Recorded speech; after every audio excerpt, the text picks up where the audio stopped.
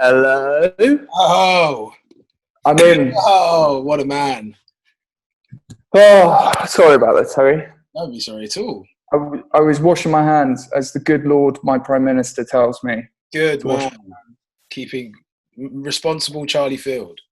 Oh, I you can hear audio. you guys. Hey, Yeah. Dan. Nice. Hey guys, sorry about that. It's all How's it good. going? It's amazing. Bro, it's nice to meet you.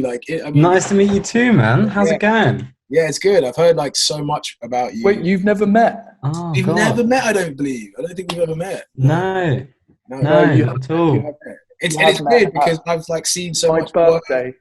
At my Oh. birthday, you would have met. You definitely met at my birthday. What Although at Hospital Club?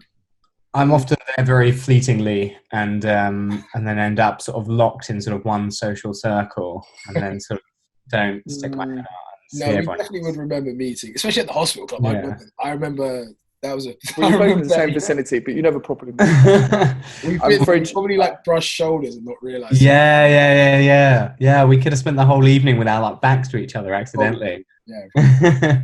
How's it going on your side, my friend? Yeah, good. It's not too bad. Not too bad. I'm back with my family because I'm outside of central London, so Whereabouts that's are you? nice. In Essex. Essex. Yeah. So it's nice. It's quiet. It's chill. But sort of missing the busyness. But although obviously, where are you at the moment? I'm in Arizona. Same thing with my family. Oh, sick. I'm stuck here essentially. I don't want to call it stuck because obviously Yeah.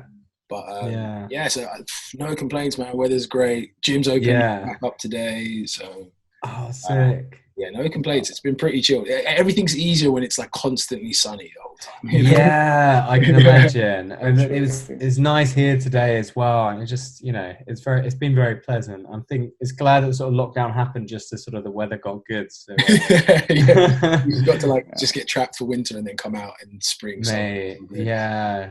It would have been like a pathetic fallacy, like in those rom-coms. Yeah, it's like sad stuff happens and it starts raining. Yeah.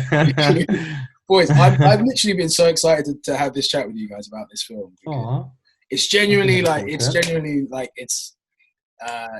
definitely my top 3 short films I saw last year. I saw a bunch. I saw a bunch of 6 short films, to be fair. But, it's very your taste, Terry. It's so my taste. It's not the kind of film that I would tend to like naturally write. And certainly Dan, it was sort of like the kind of films you made, but then also very different. But then I was really surprised of you because I remember I don't think we even sent it to you, Terry. I think you literally found it, and then you called me and you like loved it, and I was really surprised. I don't know why. I think I'd forgotten about it by that point. Like 6 months. Completely forgotten about it. Yeah, we had like a Charlie Field evening, and I think we watched like a bunch of your shorts. Yeah. Oh, mate. We're having a Charlie Field evening. I hope you all got drunk. Yeah. Yeah, I think we got really blazed and then watched a bunch of Charlie Field shorts. It was a really good time. It was Fantastic. But you guys have worked because you guys you did like I can't remember if it was Love Smitten or Love Bitten. I remember Love Bitten. Yeah. You guys, I remember. Yeah. Was that you guys had worked together before then? Or was that your first time or? It depends if that was before or after the music video. I can't remember exactly. I think the music video. We worked together before then, Dan. We worked on data protection. In terms of, oh yeah, we did do that. I mean, I was sort of ignoring all the university stuff as well. So like me and Charlie went to university together, and we did a few little bits there that I was sort of discounting, but they were sort of fun. We were just sort of doing stuff, including some Shakespeare monologues.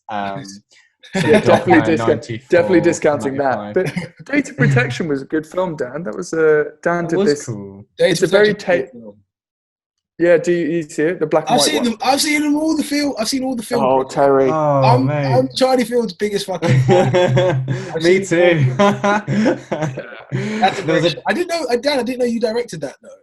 Yeah. We did that for the 48-hour sci-fi. Like the Sci-Fi London do that 48-hour competition every year, and it sort of always gets like big filmmakers attracted to it and really good judges and stuff like that.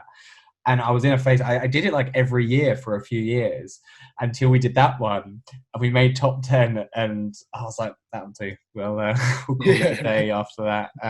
But Charlie did it for a couple more years after then, and we've never got into top 3. I think Charlie should have been in done top 10.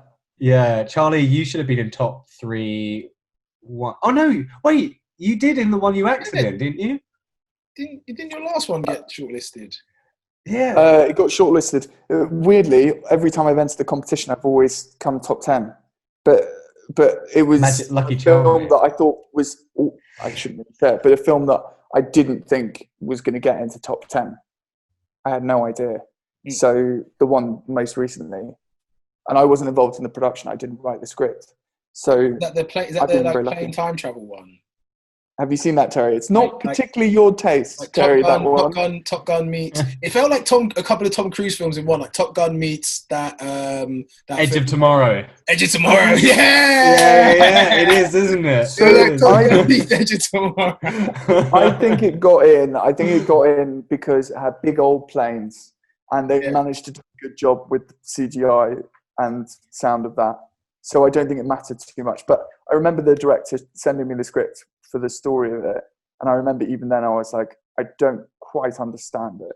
Yeah, not quite your vibe. But I mean, incredible location and like ability to collect resources from him. I mean, I was amazed by what he did for like 300 quid. It was crazy. Oh shit! Yeah, fair enough. Talking about budgets, yeah. Man. And so how did Romance Isn't Dead come about? Because this is, I know what you're saying. Like, from what I have seen of your work, Dan, like, especially like Love Bitten, you know, that's like a really funny film, and you know, you're a great filmmaker, and you know, Charlie's like really funny in that. You know, it's like a really funny cameo, and then I saw Romance Isn't Dead, and I was genuinely like, we watched it, and it was nighttime. It was like it was just like a really good setting.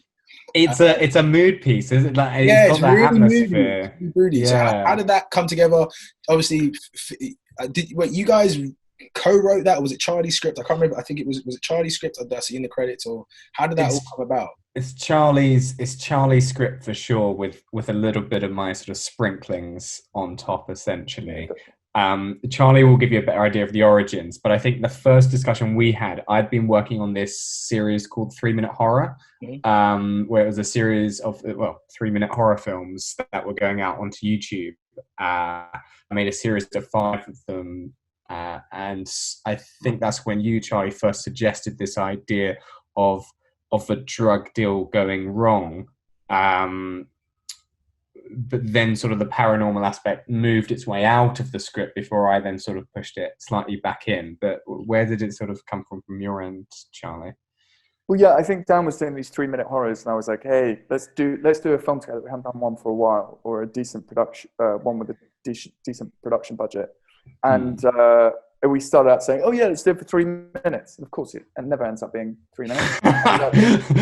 You said it was 3 minutes even when you delivered a 7-page script. You were like, we could get this down. And I was like, let it be what it will be, Charlie. And it ended up being 10 minutes. But I think I think at the time I was just like, let's do something together. And I don't think it was a particularly nuanced idea. It wasn't a particularly, like, I'd love to say it was a moment of pure genius. I think it was more Dan coming to Dan with a good scenario, and then Dan putting a really good mood and kind of tone and gothic feel to it.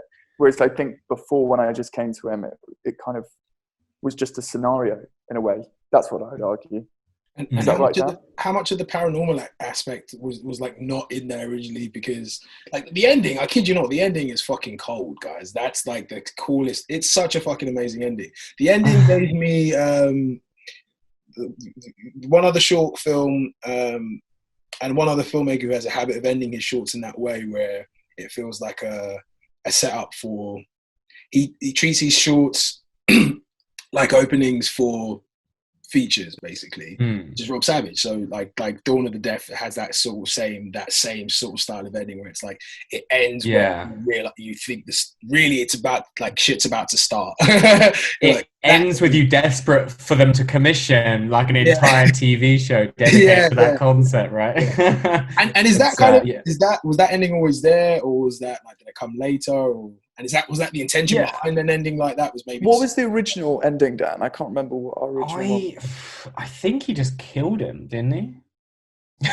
I think the original ending was really poor, and I remember us walking away from it and being like, well, that's a bit crap. But then I think I can't even, it's one of those things, it's hard to trace back the origins, but I remember the process of thinking was, okay, well, they're going to go to a graveyard because part of this reveal, and obviously it's film, so it needs to be visual, so it needs to be symbolically by where she's buried for it to have some kind of visual power and resonance, you know, so it can make sense. If you turn the sound off, it still sort of plays out and you get it. And then I like my horror, my supernatural stuff, and ultimately we realized it was a revenge story, and we're desperate for like I was desperate in particular for just a closing image, like what is that final shot that you're going to leave people with, that you're just going to cut to black and be like, whoa, that doesn't rewrite the script in a way, but really sort of brings it all together. And what I like about it, and I think part of the reason that I went for it and it worked, was because I think I was going for, because it's a revenge story. You want the whole point of revenge is, you know, an eye for an eye. You know, every revenge story ends in the revenger essentially dying this painful death because they have given themselves the act of revenge. So this complete opposite and subversion of that is they've taken someone else's life and actually got the person back. Yeah. So then it flips the revenge story in its head by ending in the opposite way that you would expect it to. And hopefully then you're left with some kind of, I don't know, morality question as a result of that image. Yeah, if that makes sense. That's awesome. I just remembered how it came about. I remember walking to Earlsfield train station after doing a read-through with the DOP and Dan, and I was just going to Dan, I was like, it's a little bit shit, isn't it? It's a bit shit. The ending's a bit shit. It's a bit flat. There's nothing great about it. No one's going to write home about it. What's a good twist? Like, we need something that's going to push it through. It felt just a bit flat. And then I think when we were in the middle of the train station in Earlsfield, Dan, it was a combination of us two talking about, like, what if they just like brought her back? What if the whole thing was to like bring her back? And then I think that just went from there. I think we joked about Indiana Jones, didn't we? We were like, and now do the Karima thing. Yeah. And then just suddenly magic will happen. But magic in like a sort of a naturalistic way. Yeah, I remember that now. It was a train journey, wasn't it? And we were just desperate for that hook, that thing at the end. Was it always called Romance is Dead? Was that always the title of the film? Romance Isn't Dead. What was it called originally, Charlie? Wasn't it called Silent Night? Well, it was meant to be a Christmas. Oh yeah, it was meant to be a Christmas 3-minute horror, and then what happened? We then had to push back filming because our DOP had problems. Can't remember. There was some reason we had to push it back, and then we pushed it to January, and then of course we had Valentine's Day coming up. So we were like, well, let's just shift this story into Valentine's Day.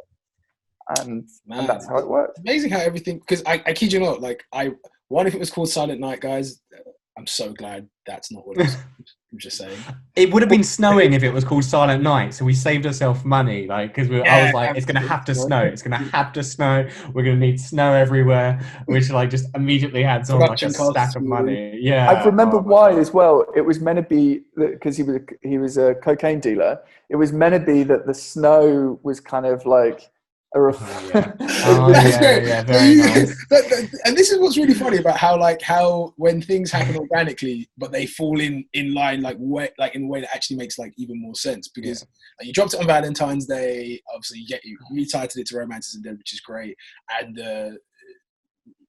I guess the core of the fable came back to this like moral tale tied into like I guess a crime of passion for love, you know, and it all worked. It worked in a horror context. It worked with when you released it, and it worked, I guess, metaphorically. What's really interesting is the previous title would have been like a massive hoorah to like just cocaine. It was just like, yeah. It's like, why did you guys name that? Because we're just thinking about making it rain cocaine. Mate, we could have redone the opening so you just hear like, you know, you hear the Silent Night theme tune and you just see snow falling down, and then you just hear on a black screen, you just hear like a sniff sound, and then it just cuts to them in the party room. There you go, we've done it. Thank goodness we didn't call it that and do it at Christmas. I'm pretty glad it went the other way. You guys were heading down a dark path. Yeah. Been awful. How much did the film cost?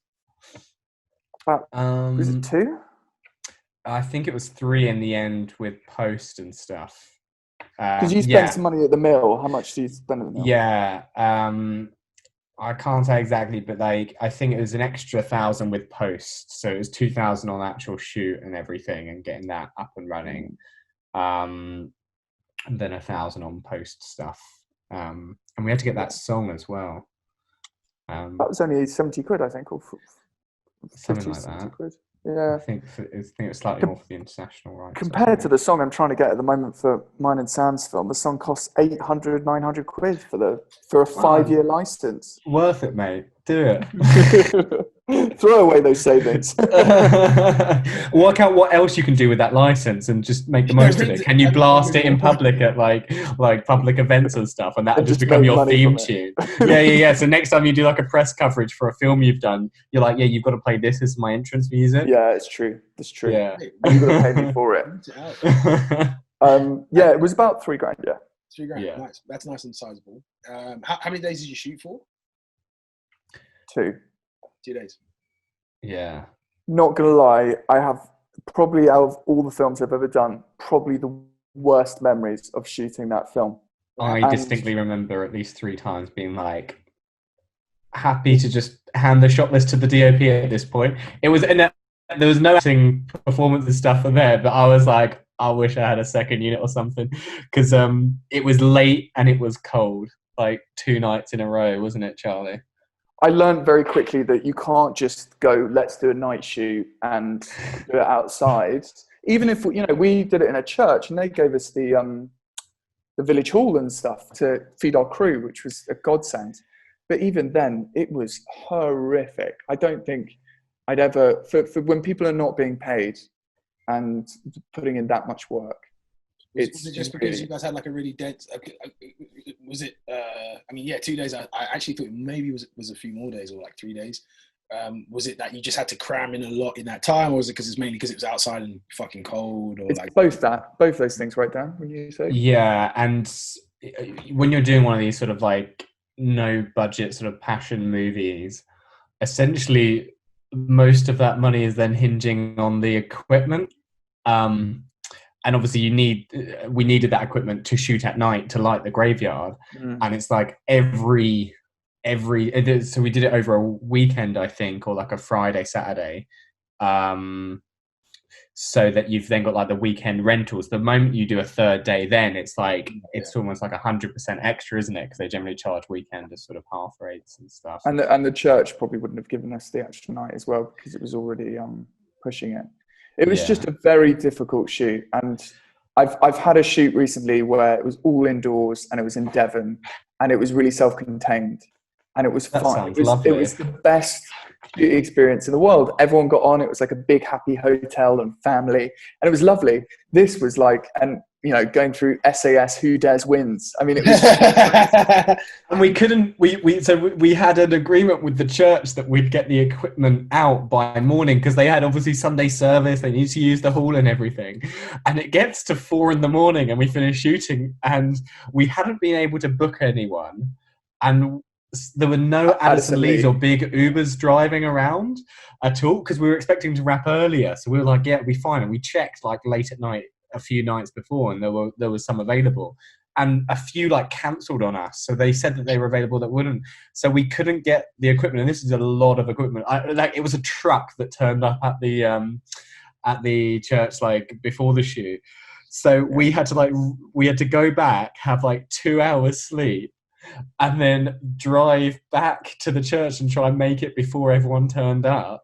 Wow. And then get Addison Lee's at like 6 or 7 in the morning. Wow. It was awful. It was really awful. So much so I actually had a little flinch. When you asked me to do this podcast to talk about Romances and Dead, I was thinking, like there's a moment but I love this because like we're building this like wonderful like community of short filmmakers. And amazing. It's so creating an initiative to help one lucky member of them get their next project made. And to kind of go through like some mentorship with us, and so that it's been really nice having these conversations with like our peers and other filmmakers in our network, because it's like, you know, to kind of pull away the curtain and be like, well, you know, this is kind of the scope of like how, you know, great short films have got made, you know, because, you know, despite the challenges, and I'm sure it wasn't ideal circumstances, but you know, I watched the film and I'm like, this is a great film. And I remember when we were thinking like, oh, who can we have next on, you know, for the next few weeks on the podcast? I was like, we need to speak to these two, because I love that short, right? And it's so funny then when you watch a film like that and no one, like I've got films like that where people are like, I really like this film, but you have no fucking idea what I went through. Like, no idea. You wouldn't want to spend 2 seconds in my body. Yeah. That experience. And you hope that they like the shots or the moments that took that took the most pain, right? Like, oh, that was a great bit. Thank goodness for that, because it nearly killed me. And honestly, the funny thing is, it really is like that. That does actually happen. I had a situation with a short once where I lost the ending of the film. At the start of the day, the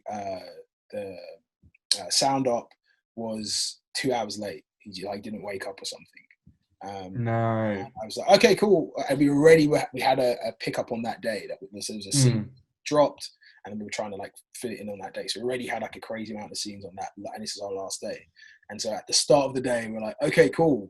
And how long does it take you from where you are in Paris? He's like, oh, it's gonna take like 2 hours. I was like, okay. No. Yeah, and we were literally like, and we were ahead of time. Like we knew how much we had to shoot on that day. Crew was like crazy quick. Everyone was in great vibes. We'd play music, and I woke up that day like, okay, I need everyone to be in a good headspace, because the work rate needs to be like crazy. So they need to be happy to be able to like pull off that work rate. Yeah, and everyone did. Like we like were set up like I think half an hour earlier than we were supposed to, all ready to rock. And then like we now realized we were at least 2 hours behind, and that we've lost that scene. And then he was a bit later than that. So I actually realized throughout the day, I was like, I'd lost the last scene in the film. It was a big setup. There's no way I could do it. And I had to make a massive compromise that I won't go into. But it's really funny. I've never met anyone who's ever watched that film. They think that's the most cinematic shot in the film. And actually, the way we shot it is a result of the fact that it was the only scene of the film I had to shoot without lighting. And it was in the interior scene. And so we had to wait basically for dusk and then turn the entire scene into a silhouette. Clever. And everyone thinks that's like, it was a deliberate thing. And it's like, oh, it looks really gay. And I can't stand that scene. I really don't like it. Because if I wanted to make a silhouette, I would make a fucking silhouette as beautiful as it can be. That was just naturally, the laws of physics and lighting is this is going to be a silhouette. But fortunately, people like really like that scene. And I'm like, okay, well, you know, like out of the misery, out of the ashes came a phoenix. And it's like, so it's really funny hearing you guys say that it was like such a struggle. Because I'm like, well, I watched that film and it's so smooth too. Like it flows really nice. It's got a really nice pace. Like you can't feel the pain behind the fucking. I'm glad. I was thinking. Sorry, I was just thinking about what you were saying. I wonder, like, you know, that moment that you got in your film, because it was similar. We had an almost exact same moment where we kept revising the shot list, because as we were running over and over and over in the graveyard stuff, just because it was taking longer than anticipated with the lights, and we had so many different setups in so many different corners. This shot list of like the shot list of 12 shots, basically. This was a scene that was a long way off. We were like 4 sections or setups away from this 12-shot sequence that we were going to try and all do with one lighting setup. And we were half an hour behind. So I was like, okay, well, we can get rid of this shot. Then we're an hour behind. I was like, okay, well, we can get rid of these 2 shots. And then we were like 2.5 hours behind. I was like, okay, we can do it in these three shots, and that's it. Then we get to it, and this is the point where it's 3:30 in the morning, and we should have been wrapping at like 2:45. And me and Charlie we normally never go over time. Like, we're generally on point. But we were like, it's 3:30 in the morning.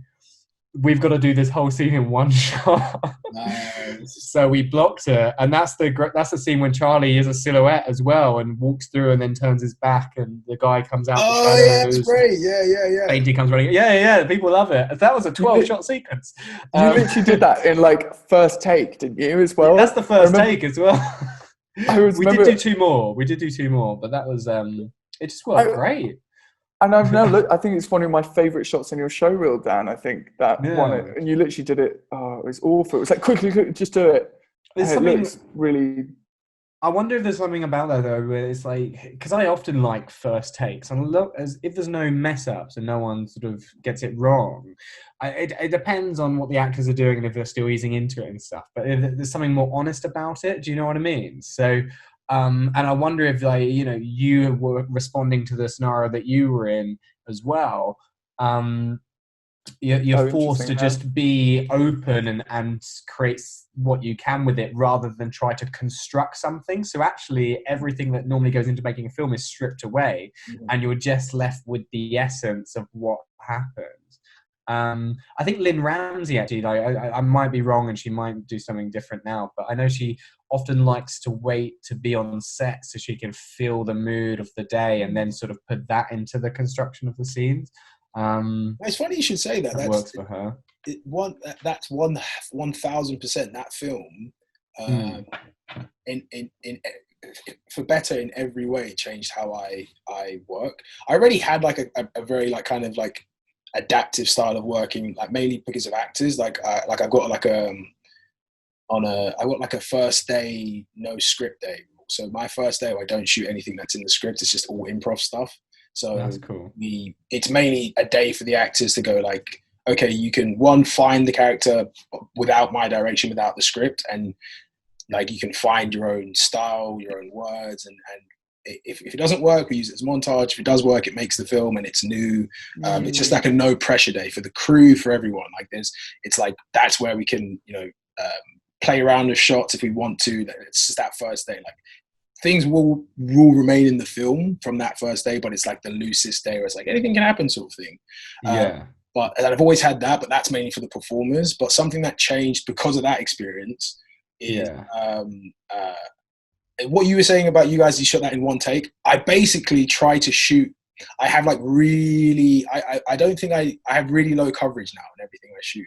I basically rarely exceed like 3 shots in any scene. Like, I try to go, okay, how long can I drag out this first shot for? Because if I know it's a long shot, I know like, okay, cool. Like, as long as the blocking is well directed and everyone understands it quickly, then we, you know, time wise, where we know we're only trying to get a couple of shots. And that's something, and it's worked in my favor, like, because the last short film I did, we had a lot of scenes, but it was surprisingly easy to manage because I've got this like low, and everyone was trying to work out how is he tying these scenes together if we're only shooting like 2 shots. But because you go through the entire scene with movement, you end up being able to edit it as you would if you had coverage, you know, because it chops up in different, there's different shots, different moments where, you know, composition's changing. So that experience gave me that approach out of fear. I was like, I don't ever want to be in that situation again. I think that's the key to make that work. What you were saying, it's the movement within the frame. So like, you know, a little bit of movement, you know, a wide becomes a close-up, and then suddenly you've got the dynamics in the shot, you've got the depth there as well. Ideally as well, like, it's a bit hard often for lighting, but, you know, try and get the characters to walk off of sort of one plane of axis, do you know what I mean? And then you're sort of finding new pockets within the scene that can sort of reframe what's going on, can be nice. Just to avoid the sort of like, always the same backgrounds, I suppose. One of my feature that's like that. I was just going to say, Charlie, with because obviously you guys got a really strong cast here. Like, how did that cast come together? Was that you, Dan, or Charlie? Were these like your power? So Fainty, I had met through a friend of mine, Bessie. Oh yeah. Who he went to RADA, I think. And I remember wanting to get in contact with him and work with him on something. Ironically, I feel quite sad about the Fainty's situation because I think the difficulty of filming on that and the fact he did it for no money, and he's done some good work now. I feel a bit sad that it slightly may have tainted future filming experiences we may have together, because it was a really tough. I mean, he was freezing. I mean, he was so cold. And I didn't mention it once as well. I did mention it once. You know, it was you know, for all intents and purposes, the production side of that was a complete joke and my fault for not getting a first AD. And oh, you gotta have a first, man. gotta have first. Mate, and I am sad about where that left probably his experiences of working with me and Dan. But he was fantastic, and I'm so grateful for the work that he put in. It was amazing. It was so cool. Yeah, he came to see it. Did you like Kiva's amazing. We met Kiva. We auditioned her for a music video, and unfortunately, like for the music video, it was about this relationship. It's for a band called Tibetan Night Terrors. It's a really cool little video, I think. But we couldn't cast her because we couldn't pair her up with anyone. And we just found her at like an open auditions that we were doing at our old university. And we'd seen a few people. We'd seen like maybe 10, 12 people. And then she comes in and then she leaves like after she finishes her audition. And we just all turn and look at each other. And we're like she's so good. Like she had the whole room almost in tears. And that was like 4 years ago. And we were like, we've got to get Kiva in something. We've got to get Kiva in something. And this was the first project that was like, she could do this. I don't even know what she's up to, but like, hopefully next project we'll get her back. We'll be like, you're being in another movie because you're really good at this. That's genuinely one of the more compelling like OD scenes I've seen. Like in any film, like period. Like ODing's always kind of like, I'll be honest, I've never, with the exception of maybe Breaking Bad, although I think that scene's probably it's kind of aged badly in my opinion, but I still like it. Like OD scenes are kind of like, I don't know, they kind of all look the same, right? They look the same. And they're gratuitous often as well, right? Yeah, you know, it's like, and I feel like, and the fact that it's a flashback, I think it helped. It helps. And you know, what's more haunting? Like, I think it's remembering that person alive and sort of that final look they gave you beforehand. And I think that's more impactful because, you know, you can just cut to like there's like one moment where she's has died, I think. But but for the most part, we mainly, we flash back to when she's literally looking straight past camera. And I think that's more affecting.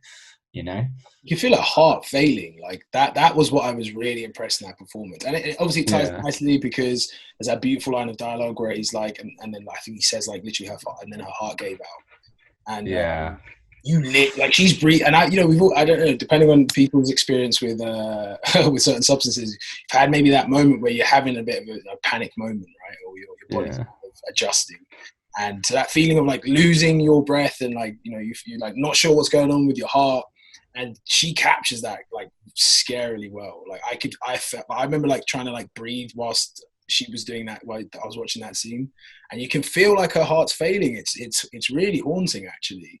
Well, she's amazing at that thing which is improvising, and which you talked about earlier, Terry. And it's my one regret actually with some of the bits of the film because the bits of the film that worked amazingly well were like, I think the flashbacks, because you guys spent a long time improvising and just making it feel really real. Nothing was written. Yeah, well, the flashbacks were all improvised. And the bits that I dislike the most, I mean, obviously it's difficult when you're an actor watching your own performance, but I dislike the bits that I feel I've written and the scenes of I knew you were going to say that. That's the bits I dislike. I like it when Fainty's saying the stuff, but I find it difficult. More specifically, not only the bits you wrote, but the bits you wrote that came out of your mouth, you're just like, but I wish, honestly, part of me, because you realise when you're writing a script, you think every word matters, but sometimes you forget that, you know, 70% of the whole storytelling is in the visuals, is in is in the way that people read people. Like you know, I don't think, for instance, with Kiva, I don't think Dan said, "Okay, your heart is now failed, Kiva." It's just it came out of her natural kind of improvised, kind of the way she looked. It wasn't written in any sense. So I think, yeah, I think we had a few cues, sort of like, and we had this, like, I think the struggling to breathe was one of the sort of moments or cues. And then to sort of change it, we had a moment of everything's okay. So sort of mirroring, obviously, what you wrote, Charlie, in there, and sort of letting those moments play out for perhaps even longer than they would do. And it was haunting. Like, it was haunting being there. It was haunting being on set with Fainty delivering his lines to Charlie. I mean, you were gagged largely at that point, Charlie. Charlie's like a little pig. Yeah. Do you want to know a little tidbit that will ruin the film for you? Absolutely. Right. So obviously it's physically impossible. There's no way whatsoever that Charlie can get tied up like this. When he wakes up, he's standing up. That's a little bit of movie magic for you. Like he's literally standing up on two legs as he comes to. He'd be on the floor. Like, you wouldn't be able to prop someone up like that in any way, shape, or form. Yeah. You don't see my legs. You don't realise it. Exactly. Wake him up in a mid shot. No one notices. Yeah, you're just like, he thought this out. It was premeditated. He had some sort of way of figuring this out. Yeah. He thought this through. Yeah, that's true. How the fuck? And Charlie's like 6 foot something. How the fuck do you get a gun? He did a good job. And also, like, with perfect symmetry, like, come on, like. Yeah, like cross. Yeah. Come on. Yeah. And he's probably said to the priest or whoever, "Yeah, could you bury her exactly here? Because I've got someone in mind." You know what I mean? You're like, this right here. This is the spot. This is the spot she's gonna get buried. And how I'm always fascinated by, like, the director actor relationship, and especially when it's recycled, and like how important has that been for you guys? Obviously, Charlie, you were like, "Oh, damn, we haven't done something in a while. Like, let's do something." Like, for you as a performer, is that something like, and especially because obviously, you know, you've done, like, you know, massive work. You know, coming back to shorts and like that, where do you channel yourself? Like, is it because you're like, okay, I need to write something and it's a bit more feasible to make it when it's short, or is it a case of like, I want to keep nurturing relationships with certain directors? Like, what makes you come back to shorts when you're like, you have an idea, like, okay, I'm going to write something, and like, what makes you want it to be a short? And, you know, I'm interested in that. It's both. I mean, Dan would probably say he has more control generally, but certainly as actors you have very little. But it also can be a huge, and that's sometimes your drive, is to work with someone where you can actively create and control something. But I also think it's a huge danger, and particularly with actors, is, you know, I think some of the most beautiful things is when you give scripts to actors who don't know it well and just interpret it and improvise off it and don't feel too much attachment to it. I think I've found in every project I've written, I've always found my acting is not as good as the projects where the scripts are handed to me. And I think it's partly to do with the fact that there's something magical about when people are given something that they don't know exists, and then they try and bring their own stuff to it. What's your perspective, Dan? I mean, in terms of, I like coming back to shorts anyway, just because I try to make something every year, and obviously features take a long time to sort of do it. I'm sort of taking my time with bigger projects, and even though working on a few things, so it's nice to come back and work on shorts. And then when you're coming back and working on shorts, I really like working with new people and building new relationships, but I think it's also nice to have that core team. And I think even for new people, it's nice for them to come somewhere where it feels already like a bit of a family. And it's like, oh, these people get on, but not in like a I'm outside the clique way. It's like, these people get on and I feel at home and everyone seems pretty comfortable. And I think me and you get each other a lot, Charlie, don't we? And I hope that sort of you feel that you can challenge me and question everything, and we're sort of always very open and honest with each other throughout the whole process. And I probably will have you more involved in every step of the process than maybe you would get a chance to with other directors, just because we're involved in talking about what we're doing from the early moment. You probably know everything I'm working on and whatnot. Have you guys got plans I'm hoping there's an Alan Field like emergence at some point. Like, is there plans to do a feature together eventually? Like, please say there's something. Oh, we'd love to do a feature together. We tried it a few times, haven't we? What genre would that be? Yeah. We've tried a couple of times where I was going to have a cameo in one of your features, wasn't it, Dan? But it just never worked out, I think, in the end. Because of timing and cast. Because your horror features, they wanted local casts. They wanted casts that literally lived. Yeah, they were sort of super low budget. So I don't think we couldn't have paid for your train, Charlie. I'm really sorry, mate. Yeah. Too expensive. It's too expensive. It's my fault. Too expensive. I think it's a 40 quid return. Fuck off. But no, I think we keep talking about it. We really want to do something bigger together. I want to talk to Charlie in a little bit as well about something else. So we'll see. We'll definitely be doing something. It's just a matter of sort of when and what, I guess. And what you both individually? What are you doing next individually? If you can say, if you can allude. Charlie's got a short film coming out. Oh, at some point. Breaking. Yeah, well, it's in sound now and grade, so it's getting close. What is maybe this? A couple of weeks. Can you talk about it? Then you can add it to the Charlie Field Marathon, mate. Yes. That's what I'm trying to get. There we go. I'm not going to encourage that. Yes, yeah. This one's about a gay couple who decide to buy a virtual house. It's a bit weird. You'll see it. It's weird. Nice. So that's hopefully going to be done soon. We've also revamped the other sci-fi one that we did a while back and just redone the graphics because that was done in 40 hours and that's looking a lot better and it's in sound at the moment. But then future coronavirus prohibits those plans. We don't know. We'll see. Yeah, that's fair enough. What about you, Mr. Allen? Well, so I was working on 3 features until lockdown. So I had one script written that I was talking to some producers about, or a few producers about. And then I had 2 that were at treatment stage that were like, they're really solid. Like they work really well. So everything was looking great, and then this happened, and obviously it's just so hard to tell what is the market going to be like after this. Is there going to be the money for indie features, or are people going to want content about this, or are they going to want content that's more escapist? What's going to happen, and where's the money going to be? Not in the sense of like, is there going to be money, and what do people want tested? What is the content that people are going to be buying, I suppose. But nonetheless, I'll work on some shorts, probably some horror-y stuff. But this has been a nice little. I want to do some more shorts.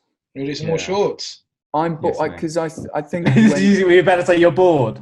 I am bored, and I don't think that features, low budget features, are going to really be able to fund us in the next year, maybe in the next 2. But it's going to be really, really tough. So I think we've all got to stay creative. We've all got to stay busy.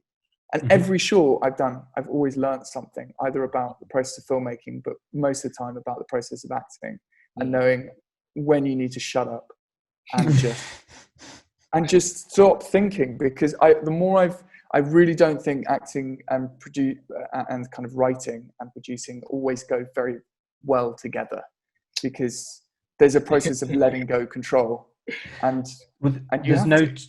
Yeah, I suppose you've got to work in those sort of situations. You've got to work with a director that you trust, and I'm not saying me per se, but on whatever project.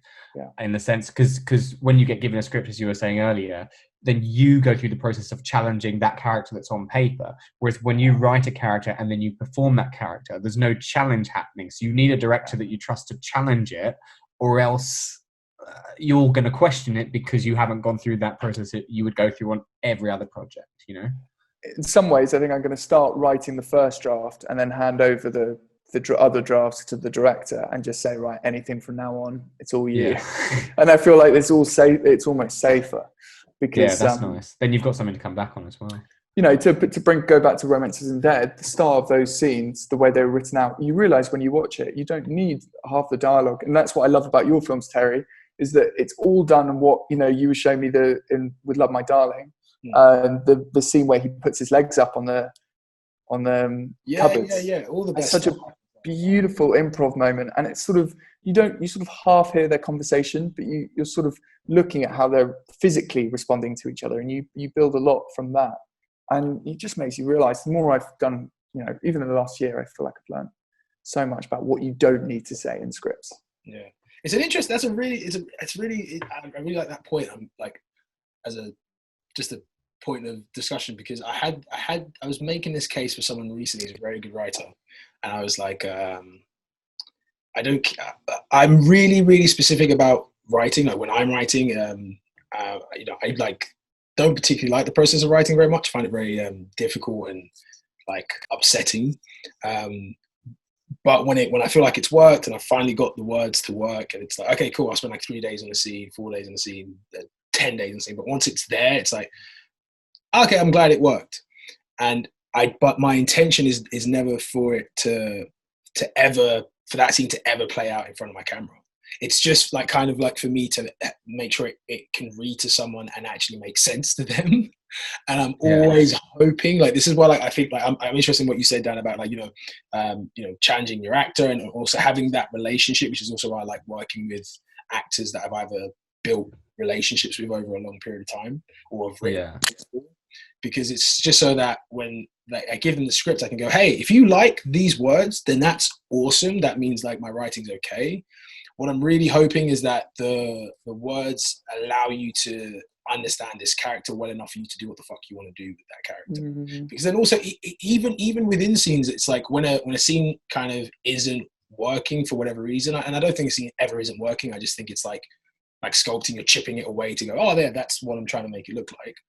And so one of the easiest things I found is when you just like, when the actors feel like they can ad-lib, and like just even ad-libbing alone, right? That's when like suddenly tics start to appear, because there's something in their natural speech that then comes in, but they're also trying to respect the dialogue. But at times, because they're both doing that, it will go away from the dialogue so much that they're forced to then let go of the script a little bit. And then, but they know where the scene's going, right? And they know what they're kind of meant to be saying. But what you wind up saying to get there winds up being more authentic and more organic to them as performers. And you've done enough work with them for them to have a strong understanding that they're allowed to do that. And then I've learned that doing that is just like, that's when the script, that's really when your writing can go, because the actors' commitment to your writing, actors are so great with words, like you give them a script and they've got to do a self-tape in like 2 hours, and you're like, how the fuck do you guys remember this stuff? And they're so good at digesting your words. Now, if you can just give them a little bit of freedom, I mean, if you're a very good writer, you're probably not going to be that way.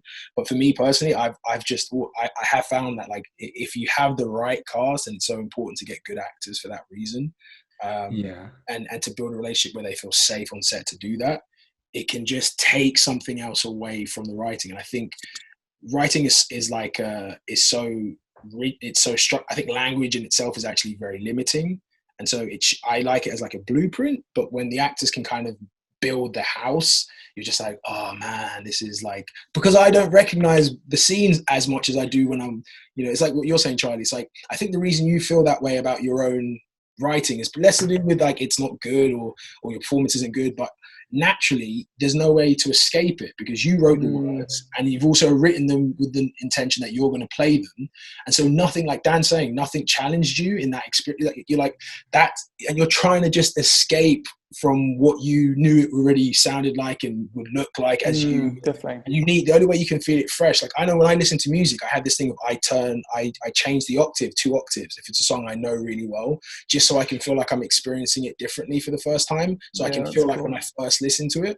And it's almost like that, where you just want to, you're looking for a way to just remove yourself from it, to just be able to experience it fresh.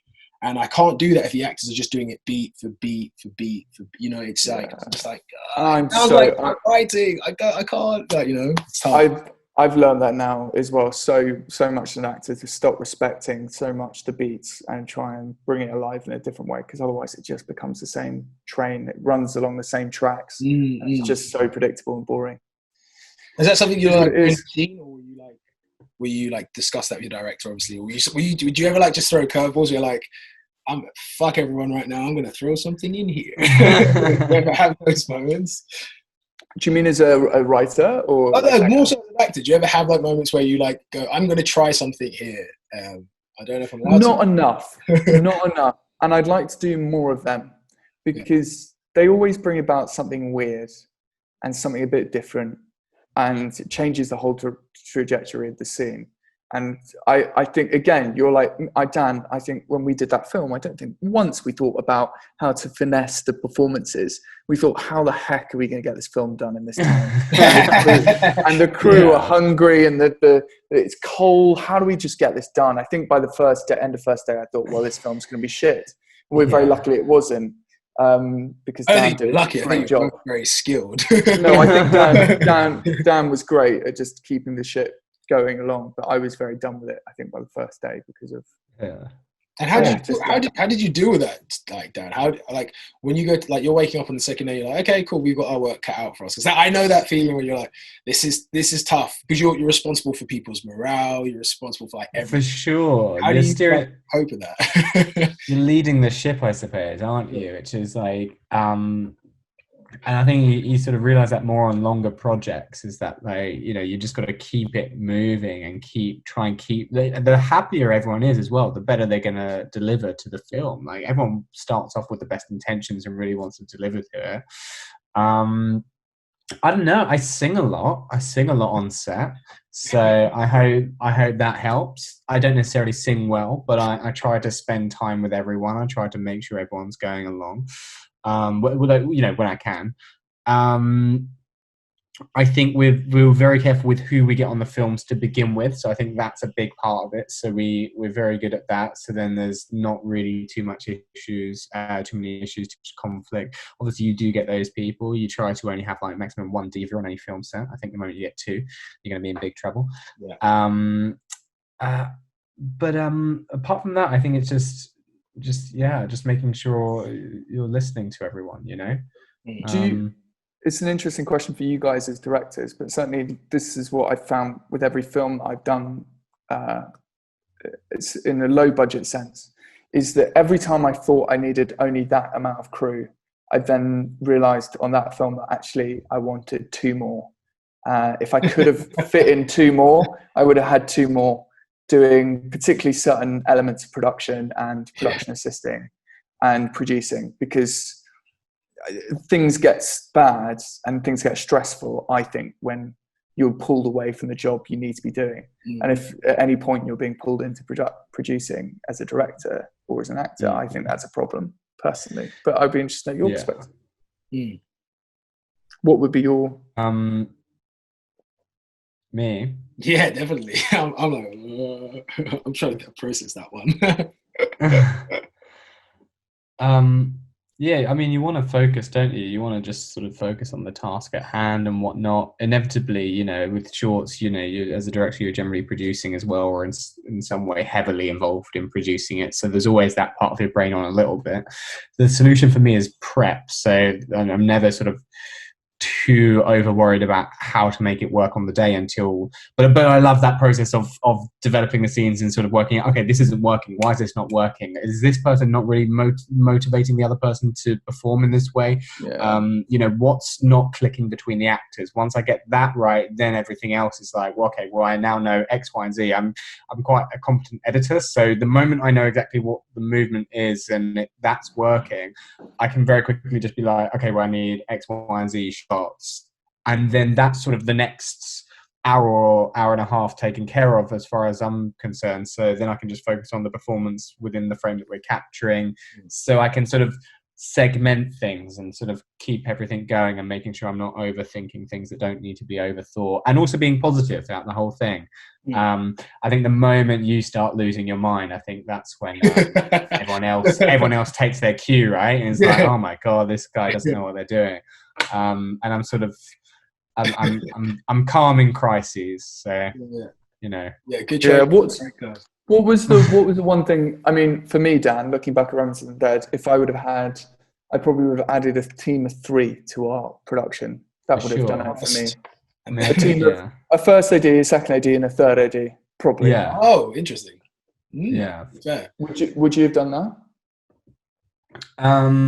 I mean, ideally, just a third day of filming. And a third day of filming. Yeah, but you know, it's tricky. It's tricky on those sort of those scale of films.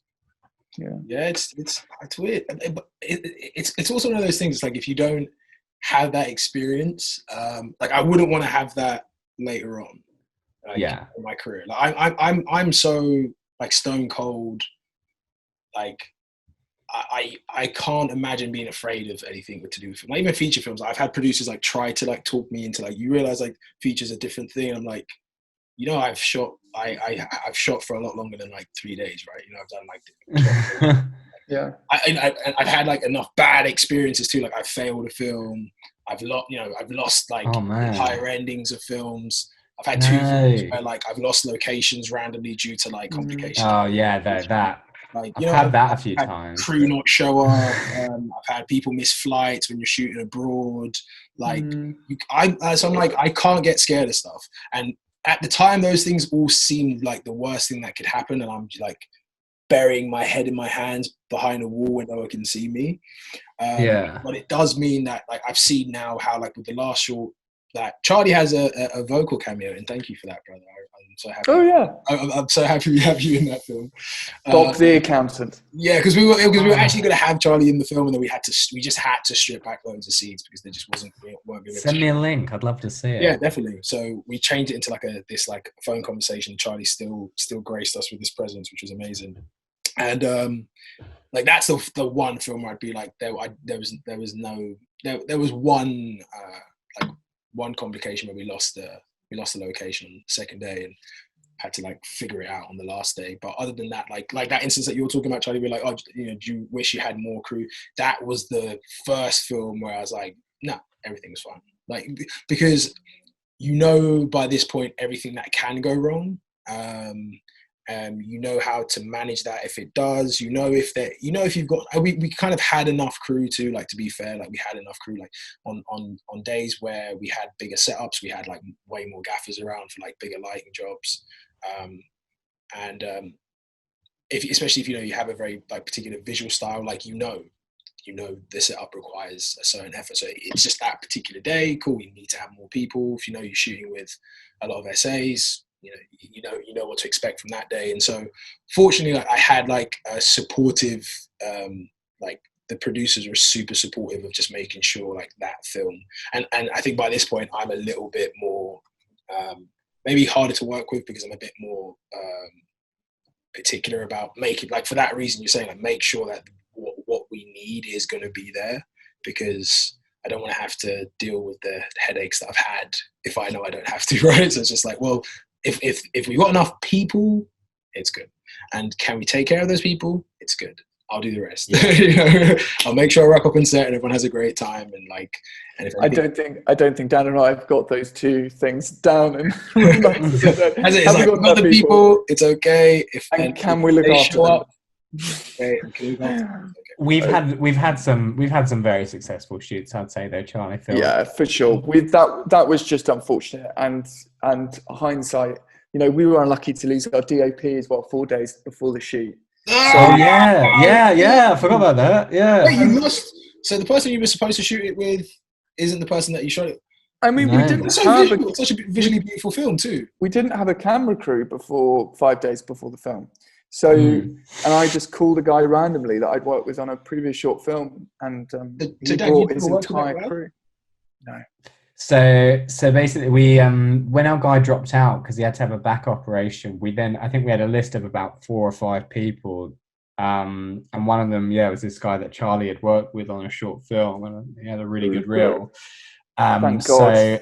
So you know, I was speaking to a few people, and you want to try and like make sure that relationship there. At that point, we were sort of like, oh, we'd almost just take anyone at that point.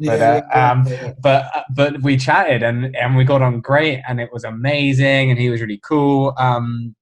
He's like a little protege as well. Yeah, we've stayed together. We've shot other things since then. That's cool. Yeah, we shot this this Amanda Palmer video, this French Brexit song thing, which is very silly on the internet. and yeah, it was just so cool. We just had a great time working together, and he gets what I'm going for most of the time, and everything he shoots is just awesome. He's great. It's really cool. Yeah, we were so lucky and you brought the entire film camera crew. I mean, honestly, Terry, like when you asked us to do this podcast, I was thinking, out of all the films we've done, Dan, I was thinking this one's definitely the most ropey in terms of how we put it together as production, and and the process of it. I remember it being very different to anything Dan and I have done before. And that's what's so interesting, is because it's like I'm like, do you kind of like learn, not like learn the most craft wise, but there's something that gets instilled in you once you've gone through that, for better or for worse, right? Where you're just like, okay, you can come out at the other side of that, you know, and it just like leaves something with you that moving forward, like it's one of those things. It's like, it also can't ever, I don't know if you guys feel like, you're like, okay, that can basically never happen to me now. Like, I've got it out of the way now, you know, like that's what I mean. Like, that's why I use the example of like, what there's just nothing that I'm afraid of. You name it, the only thing that haven't had happen to me, and what the films I'm writing at the moment, I'm literally like, I'm going to have it like in a contract where we have to have like 4 hard drives, is I've never lost an entire day, or I've never lost the entire film, or any crazy shit like that. Yeah, I've never lost. That's never happened to me. We've like lost what we've shot. That's the only thing that hasn't happened. But anything else, it's basically happened. Like, camera. I see. I'm not even. For me, I'm not even worried about whether it has happened or not. I think it's nice having gone through that, because then you're like, I've got a story about this. It's gonna just brush off. For the way I see it, though, it's just sort of like something always goes wrong every shoot, like generally just before the shoot. So you're waiting for that bad luck thing, and I just always look at that as the good luck charm that means everything else is going to go right. So I'm always waiting for things to go wrong, and then the moment it happens, you know, especially if you've got some newer people in film, they're like, oh my god, and you're like, no, it's going to go real good. And they're like, what are you talking about? We just lost location 24 hours before the shoot, which has happened to me as well. And then you're like, no, it's going to be cool. And once you get in that mindset, attitude, it's hard to have that attitude if you know, like, you're like, okay, I know that this is like you said, that's an interesting way of seeing it. It's like, this is the bad luck charm, so now I know that we got that out of the way. And that attitude is everything we feel like. That location instance that you're talking about, definitely you understand that, where instead of us freaking out, like the producers kind of like, we've lost the location, I was like, no, we get to wrap early today. Because they'll be so happy. We're going to tomorrow. We could basically ask them to bend over backwards. They're going to be so happy, you know. Like, it works out for sure. But I guess, you know, I wouldn't necessarily be saying that if I hadn't have had 20 bad things like you have happen to me, and we've always somehow made it work. Do you know what I mean? So I love this film. Like I said, guys, I genuinely, for what it's worth, thank you. It's very sweet. Like it. I do really like it. Yeah, you've reminded me of what it was like. I had to go and rewatch it. This has been like a memory lane thing. It's weird. I really like very weird. So nice. We're gonna like have a little premiere of it. I'll discuss with you guys, but we want to have like a little premiere on the website and stuff. Just have like a feature week with you guys. So I'll explain that offline. Sure. But I always wrap up with a really interesting question. I say interesting, it's just really childish. So, quick scenario for you both. Ooh. Social distancing goes like into overdrive, and they're like, all right, guys, this isn't working. We're going to isolate you completely by we're going to deport you to an island, and you have to be by yourself indefinitely, maybe forever. But we'll send with you a solar-powered projector and 3 films of your choice. These are probably. Is there a sound system as well? Like, have I got the full? Yeah. We can send you a 6 sound system. Yeah. Okay, cool. Cheers. Last 3 films you may ever see. Go. Lord of the Rings 1, 2, and 3 extended edition. Is that so that like you can die and the film hasn't finished? And because it's the most amount of footage you could probably ever get in a film and cinematic experience, and it will remind me of my childhood. And at the end of the day, I'm going to remind myself of my childhood on my desert island. It's very important.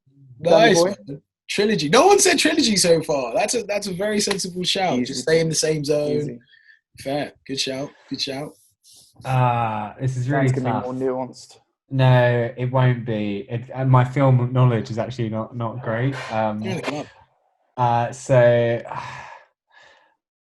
I'd take Lord of the Rings if I could take it as a select unit. Box set. But no, I can't take it as a box set. That's cheating. Okay. So I'd take Pan's Labyrinth. Oh. But I'd change my answer every week, by the way. Interstellar. Yes. Just for that sort of like, worldly gravitas malarkey. And then something that would make me cry. Interstellar made me cry. Yeah, I'll take the Return of the King. We'll ignore the rest of it. Yeah. That just for that moment where Aragorn says to the hobbits, "You bow to no one," and then the whole it's lovely. of I think is it Minas Tirith? They all bow. Legends. Jets, listen. It's been a pleasure. Thank you so much for making the time to chat to me about this, man. It's been a joy. Thanks for having us on. Thank you so much for having us. I think tonight I'm going to put my parents through a Charlie Field evening. So we'll no, please. Dead. Yeah, very cool. Send you very cool. Wait till we've done the next one, and then I'll throw it all in. I can't wait. Keep me posted on what you guys are doing as well, because obviously now we're connected. We'll do. All right, definitely. Famous last words from each of you. Stay alert. Control the virus. Stay safe. Stay creative, but in your own pace, and stay strong. That's actually poignant. I was being facetious. All right, guys. I love you guys. Appreciate your time. Do so. Right, see you later. Bye, man.